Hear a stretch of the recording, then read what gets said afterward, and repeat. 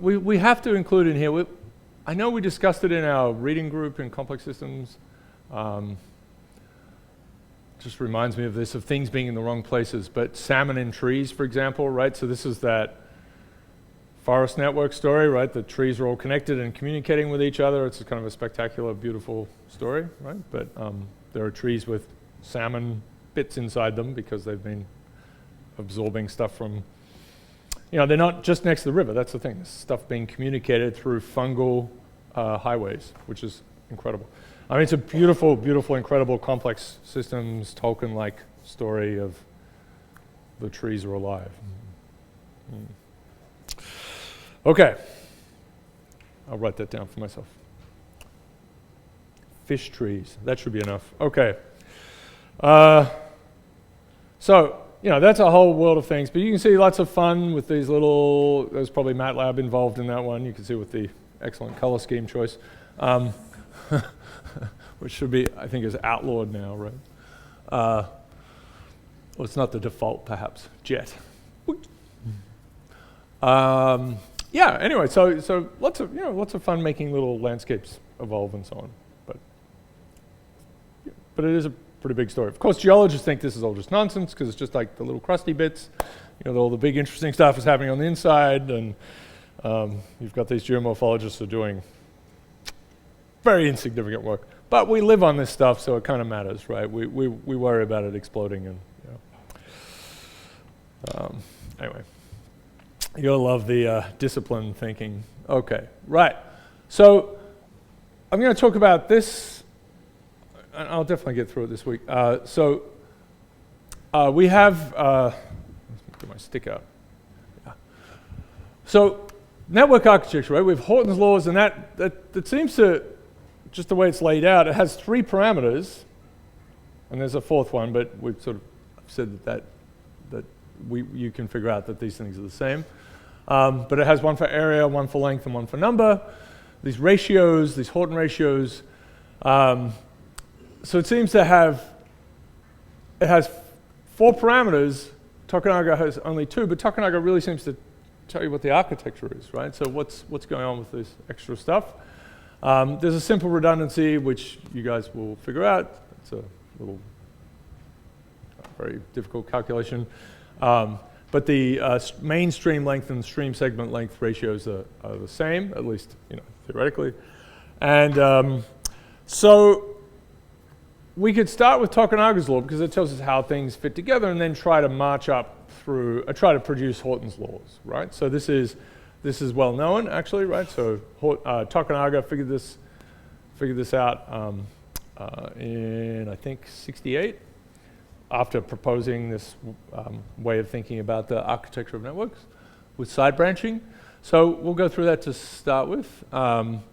So there's one piece, and this matters for blood networks, obviously, as well, and it's an interesting story there.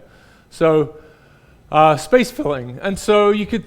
Right, so these networks will fill space. You can imagine, of course, across a continent, you have different kinds of structures. You have deserts and so on, so the networks become more sparse and so on. So that's a little bit of a funny piece. But certainly for blood networks, you want to get the energy to the whole system, obviously, right? So there are some debates about whether the capillary density. I mean, there shouldn't be debates, but there have been different observations, and it's a little bit messy as to whether capillary density increases or decreases, likely decreases as you go up through mass, right? So elephants may have capillaries a little further apart, maybe. Although when you take a mammal cell out, like how can you tell that's from a gerbil or from an elephant? It's an interesting question. Mitochondria matters there. But we need these things to fill space. All right, so for river networks, we'll talk about drainage density, and that's going to be the inverse of the typical distance between channels. And this is using an old term, but that's reasonable. It's like how, right, so you can have really finely sort of fine branching networks fitting into a system, or they could be wide and far apart, of course, right? So this is going to vary across different landscapes. So for what we have so far, you can, so it's an inverse, you can calculate basically you add up all the lengths, right? So you go along here with a little meter, you measure all the lengths of these things, add them all together, and they're going to be stream segments. So we're going to add this one, and this one, this one, this one. If we wanted, so area divided by stream segment length would give you a length, right? And it would be a typical distance, if you like, between between adjacent pieces, right? So there's a typical distance between these two streams. And then there's a divide in here, which isn't shown, but there's a typical distance between them, which is of a similar quantity. And then we'll take the inverse of that. All right, so this is a density measure. So this is just something we kind of have to have floating around. It's characteristic of a system. Okay. And so you start to do a lot of these simple little things, these little pieces, right? So we're going to sum across over the basin. We have a number of stream segments. That's this n sub omega. That's what we've defined. They have a typical length. So we add all of those up and divide by the area of the whole basin. That's the piece. So lots of little sums like this. Okay, so if we start with the Tokunaga law, let's see if we can figure this out. And we're trying to get to Horton's law for stream orders, for the numbers of streams of certain orders. So there are less, right, as you go up through stream orders, right? There's only one of the dominant order in the basin, and there are many little ones. So this is written in a way such that this is greater than 1. So we can do this in rough ways, and then you can do it in more and more clever ways. So we want the number of streams of order omega in terms of other stream numbers. Right? So this is we'll have to think about how we do this. So let's get a picture. Right. Okay. Okay. So just because of the way we've laid out how stream ordering works, okay, so here we have a stream of order 4 starting, and that's been generated by these two order 3 ones hitting it. Right? So if an order 3 runs into another order 3, we get an order 4, right? So for every order 4 in this basin, we're going to see 2 of these. Yeah? So we don't have to know Tokunaga's law for that. It's just a stream ordering piece. And also for every order 4, that's where we get Tokunaga's, these side branching things, right? Okay, so first of all, there's going to be, for every order omega plus 1, there's going to be two times as many order omegas that are creating them. Think of them as creating them. And then for every order that's above, so here it's 3, for every order above 3, so 4, 5, 6, 7, we're going to have this Tokunaga ratio telling us how many of these side branches there are, right? So order 3s can appear in this network as ones that combine to make an order 4, or they could be side branches for order 4, 5, 6, 7. Right. Okay. So we have these 2 ways of adding things up. So there's a set of these, right? So this is going to be for orders. And so if we have order omega, it's going to be for order omega plus 1, plus 2, omega plus 2, and so on, right, as we go up. And there'll be more of them, right? So this number is increasing as we move up to higher and higher orders, right? Because there are going to be more side streams. Seem all right? Right? So we have the thing is we have a rule for this one. We're going to take Tokunaga's law and we're going to have a rule for this guy and then try to figure out a relationship for the others. Okay, so putting things together is going to look like this. So the number of streams of order omega. Every time we see one of those omega plus 1 streams, that means 2 of these have created it, so we put a 2 there. And then we have to sum from the order above up to the order of the basin, and that's where we put our little Tokunaga ratio piece in there. So this has to be true, okay? And so it's using this finer story. All right. So we can put Tokunaga's law in there, so it's going to be just all that matters is the difference. This is going to be replaced by T1 and then RT to this power to this blob as a power -1. So you put that in and play around with this little calculation. You have to think about it a little bit. It's an interesting thing. And you'll get this piece out, which is cool. Very cool. And Tokunaga figured this out. Actually figured out and thought I was like, wow, this is a cool thing, but then realized that Tokunaga had done it. Okay, so there is a solution to a quadratic, but you want the positive thing, and you can think about that as well. All right, so that's nice. That's a nice little piece. Okay, so so that's the stream number, and we can connect this to the stream length ratio, right? So again, we'll assume this we have side streams. We assume that they're roughly separated by this this density, 1 over the density. So we have a typical length scale that tells us how finely chopped up this landscape is by this network, how it's incised. So we want to use Tokunaga's laws. It's exciting to estimate the length of this stream here, right? So this will be an S3, typical size of an order 3 here. Well, the way to think about this is we need to count up all of the side streams. So if we count up all of the side streams for this, so we're going to ignore, so it's made here, and then the side streams for here, there are order 1s and order 2s. So we know how many order 2s there are and how many order 1s there are. And then we sort of think that roughly these guys have a typical distance between them. Sometimes they'll hit close to each other, but there's some typical distance between them. So if we count up all of them and then add 1, because that's a small correction, but we add 1 because there's another gap at the end here, multiply it by the typical distance between them, and that'll give us an estimate of that length. And there are lots of other fine-grained things you can do with that, but this is the basic idea. So if this is order 7, then we need to know about we need to use Tokunaga's law here for order 6, 5, 4, 3, 2, 1. And that'll give us in total the number of side streams, add 1, multiply by the typical distance between them, and then you can calculate away. So we're just going to stick this straight in. If you look at as we increase omega, and this is really just a geometric sum, all that's going to happen is, and so you can calculate this, all that's going to happen is this is going to end up just growing as Tokunaga's ratio to the power of omega, right? Because the dominant piece will be that next term that you add. And so as a result, this thing is growing as Tokunaga's ratio to the omega. So this is, the stream length ratio or the mainstream length ratio has to match up with this. So this is a much simpler story. So that's kind of a nice thing. So the two pieces fit together. That's what this is.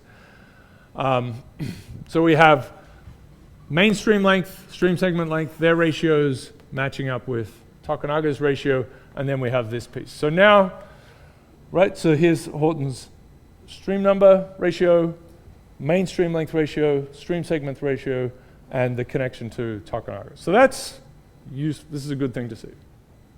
Yeah. Yeah, so exciting. All right.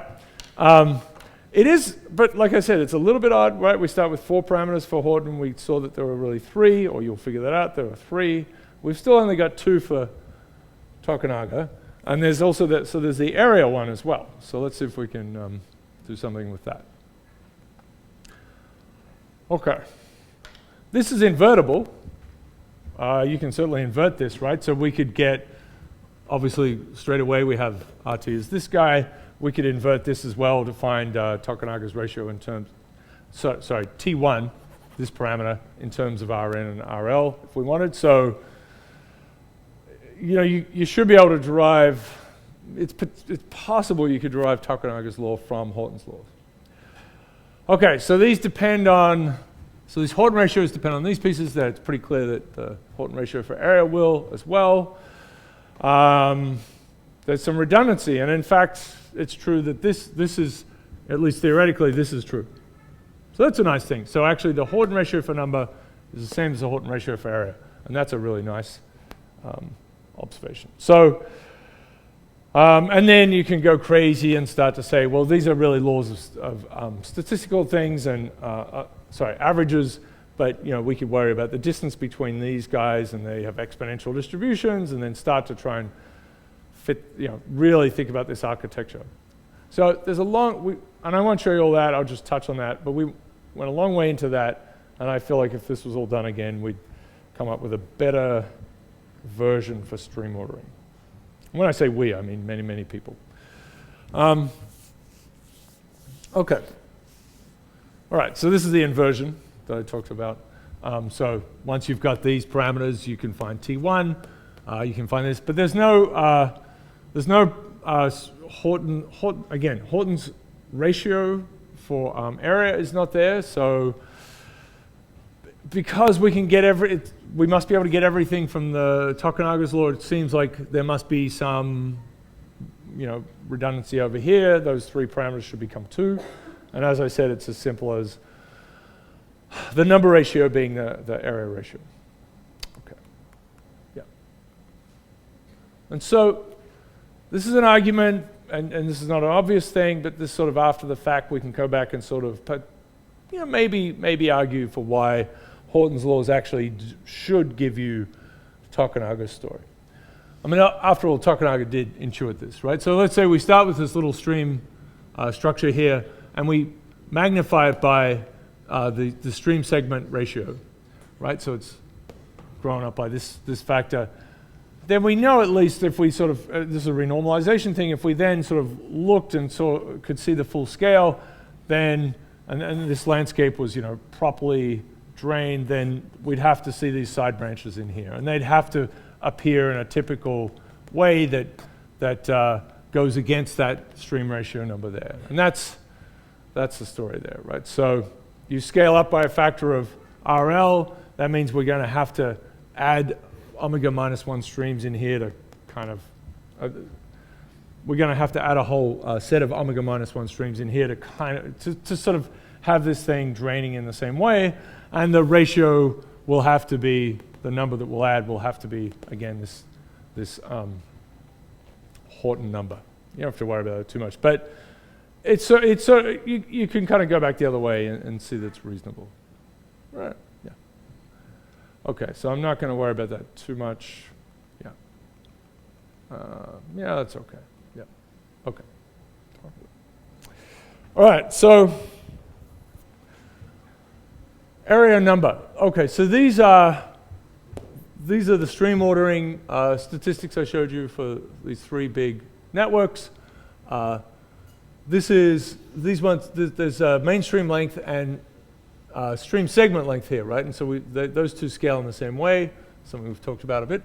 This is stream number, it's decreasing, and area is increasing faster. And it makes sense that it's increasing faster. Area grows, obviously, roughly as the square of length.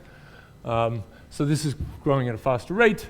And so this is true in all of these. If you then take the number one and flip it upside down, right? So we're going to take this plot here and flip it, and we'll do that again, and we'll do that again. You can see that they're growing in the same way. So this is pretty suggestive that the ratio for numbers and areas, for number and area are the same, right? All right, so let's see if we can figure that out. It's a nice little problem. Okay, I have a little piece in the middle. This is the horror of scaling stuff, and I mean there's some. Let me just show you a little piece here. This is fun. So this happened just the other day. Twitter Clauset. Aaron Clauset, who we've talked about. I don't think he tweets too much, so we should be able to.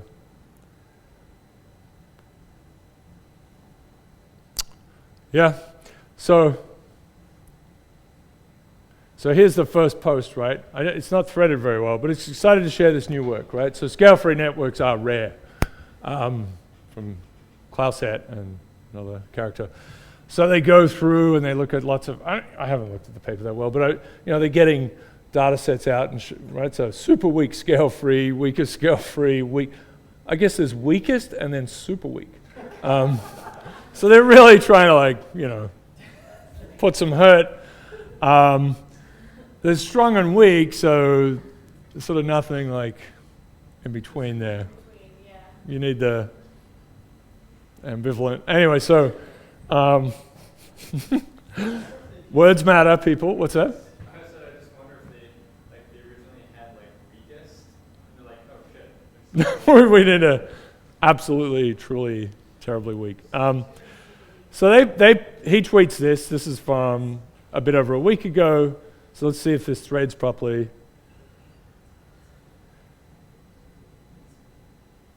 Yeah, so what if this is a byproduct from it, right? Sample networks, because a lot of small networks, if you look for a power, it's not going to work out, right? The thing is not big enough. So there's some going fast. So Ferrara's over at USC. Ryan Gallagher worked with him. Let's see.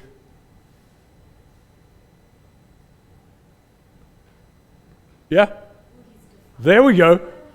Soleil comes out and says, this is an interesting exercise of so-called data science. It's been 18 years of work. And I sort of bring this up as like a modern version of that Mandelbrot-Simon argument stuff that I showed you in Parks, which was very amusing.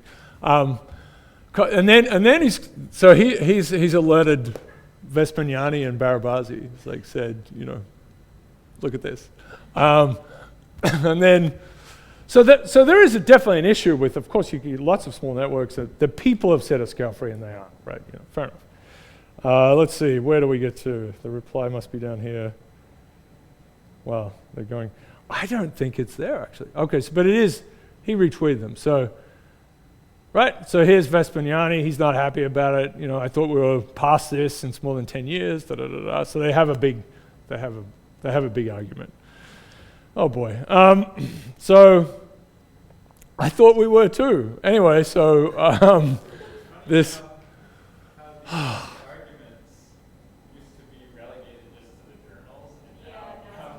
No, now we're going to have Which is great, actually, because now sure. No, it's good. see it and not have to subscribe to science or nature. They should, yeah. Petter Home, he's got a blog post full of confessions about power laws, like he's coughed up his thing. Vespignani said, you probably haven't looked at the right, you're looking at small ones. He doesn't tweet so much, so he must be in here. Look, they're all arguing about it here. So right? Not happy. We've never changed our definition of small network, blah, blah, blah. This is Duncan has a go at him here. He goes, you really think the original claim had been real networks exhibit something other than Poisson degree distributions? Anyone would have been interested. It's really shifting the goalposts. He's not happy. Anyway, so, oh boy. So some people got a little, just step away from that. Anyway, that is to say, this is a long time ago, and people have worried about this for a long time, and it's, we've kind of been there. But this is sort of early efforts to sort of contend with the horror of this. I mean, this is the range of orders, right? So this is just sort of running a little thing where you vary the range, the start and stop, you just vary them over all possible things. And then, right, you're just fitting, it's just a linear fit. So here are all these important parameters, right? So the Horton ones for number, area, length, and stream segment length, and then the ratio of those two. And this is to sort of indicate that actually, regardless of where you take that range, you get pretty good agreement, right? The between these two, it's always the measured area ratio is always a little bit greater than the number one, but this is to sort of show you that it's fairly robust, even if there isn't a pure, like a perfect scaling sort of thing. And these things don't vary too much, right? I mean, this is a standard deviation, and this is this is sort of a primitive analysis, I suppose. Obviously, if you're going to do, this is just 2 data points, right? So this is a ridiculous thing to regress on, and it's to show you how it breaks at the end, which is fair enough. But, it's something people have worried about for a long time. So, you can slide your little window around and get lots of different, it can move in nasty ways. Even though your linear regression thing says, here's the slope plus or minus 0.001, right? It's like super confident, but similar sorts of things here. This is the Amazon again. It's that column on the right shows you that it does seem to be that these ratios are pretty close. So here's a rough way of trying to calculate that. Anyway, yeah, people are still. I mean, that's a paper that's just a week old too. So they're still like trying to stick the boots in. I don't know. Yeah.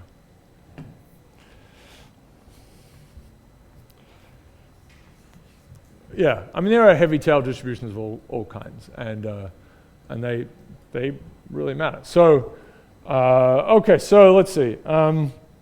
So we could do this, and so I know this is a new thing, so maybe it's a.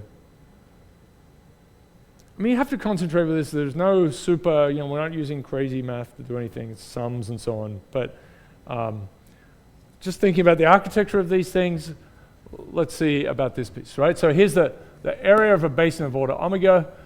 It's going to be the number of streams of order omega times the average length of them divided by this divide thing, because that gives us then, what that's giving us is a typical kind of sleeve around this thing, right? So it's true actually that while this is draining into this point, there's all these little side pieces draining in here. So, and that's true here as well. So the area that drains into this stream segment is everything that's in all of these basins that are connecting it, plus all this little side piece here. So you imagine all these little sleeves that we're putting around it. Okay, so what happens is, so this is an estimate of area. Let's do these different things. So that's going to be, this is the number of streams of order omega. There's only one, right? There's one at the largest scale. And then as we move back in order, we get this factor more, right? So there's going to be, if this is 4, there are going to be 4 of the order below, and then 16, and so on. And the difference is how that grows, right? So we start with capital omega, subtracting down until we eventually get to 1. You could do this in different ways, but we definitely know there's 1 at the top, right? We know there's one big one. So it's useful to orient it like this. So that's the sneaky thing. We do the opposite for stream segment length, where we have a typical length scale for the smallest one. This is just something we know about our landscape. And then we increase up from that. So that's that's a sort of a carefully chosen way of representing these quantities in terms of their Horton ratios.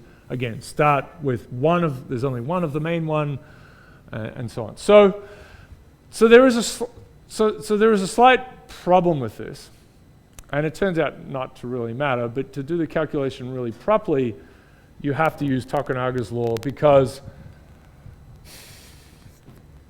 this is assuming a really hierarchical structure. There's this one stream, and then there are 4 of the next down, and then 16, and then 64. But it's not quite true. And the reason is, here's a slightly difficult thing about these architectures, right? So there are all these second order ones that are going into 3, and there are, second order ones here, right? So these second order ones are going into this 3. But there are second order streams that are going into 4, and 5, and 6, and not contained order basins. Right? So we're doing all the ones not necessarily in order basins, right? Because all the ones that are hitting here, they're not fitting in a simple way. Yeah? So we're basically saying for every order 3 stream, there are, let's say, 4 order 2s.